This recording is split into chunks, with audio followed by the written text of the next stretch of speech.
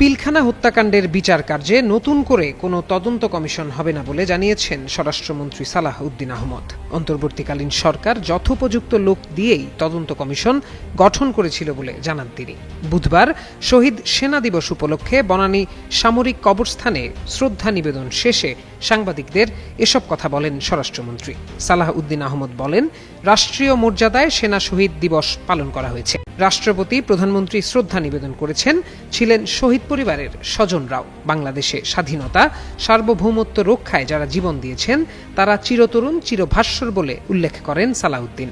বলেন, এই হত্যাকাণ্ডের পেছনের মূল উদ্দেশ্য কি ছিল তা জানার জন্য তৎকালীন সরকার একটি তদন্ত কমিটি গঠন করলেও তার ফলাফল আজও প্রকাশিত হয়নি। অন্তর্বর্তীকালীন সরকারের সময় জাতীয় কমিশন গঠন করা হয়, যার প্রতিবেদন সামনে এসেছে। তবে তা বাস্তবায়নে সে সরকার তেমন কোনো উদ্যোগ নেয়নি। স্বরাষ্ট্রমন্ত্রী আরও জানান, কমিশনের রিপোর্টে যে সুপারিশগুলো এসেছে, যে মামলাগুলো বিচারাধীন আছে, সে বিষয়ক সকল জুডিশিয়াল প্রসেস সমাপ্ত করা হবে। অন্যান্য সুপারিশগুলো ধাপে ধাপে বাস্তবায়ন করা হবে।